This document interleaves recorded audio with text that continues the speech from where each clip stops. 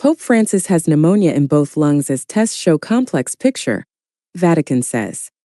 Pope Francis, who has been hospitalized since last week, was found to have pneumonia in both lungs following a CT scan on Tuesday, the Vatican said, with tests continuing to indicate a complex picture for one of the oldest popes in the Church's history. The control chest CT scan that the Holy Father underwent this afternoon demonstrated the onset of bilateral pneumonia that required further pharmacological therapy, the Vatican wrote Tuesday.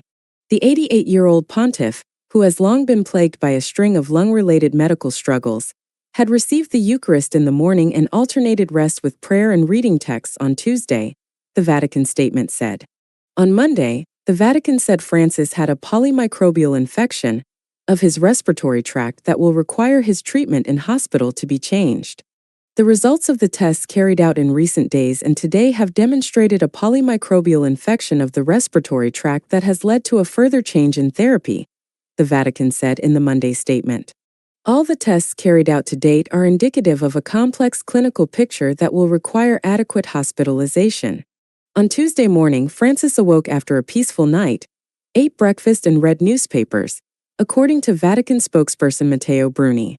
The Vatican on Tuesday said despite the onset of pneumonia in both of his lungs, Pope Francis is in good spirits.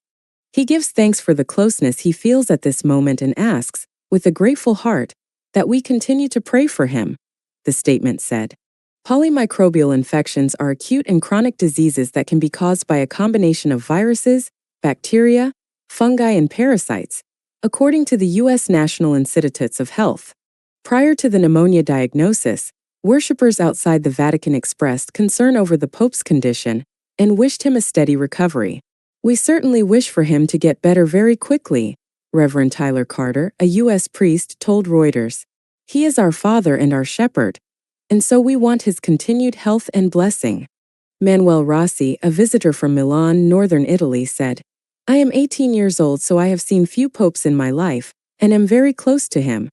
I hope he recovers as soon as possible, added Rossi. He is more tired. Francis tried to complete routine obligations on the first 2 days of hospitalization, according to Bruni. On Friday and Saturday, the Pope spoke on the phone to Reverend Gabriel Romanelli and his assistant, Father Yusuf Assad, in Gaza City, northern Gaza, who have been in frequent communication since Israel launched its war following the October 7th attacks. After more than 15 months of massacres, violence, fear, and hunger in the Palestinian enclave, the pontiff called his colleagues to check in, Vatican News reported on Monday. We heard his voice. It is true he is more tired, reflected Romanelli. He himself said, I have to take care of myself. But you could hear the clear voice. He listened to us well. He did not lead the weekly Angelus prayer on Sunday, only the second time that this has happened in his almost 12-year-long papacy.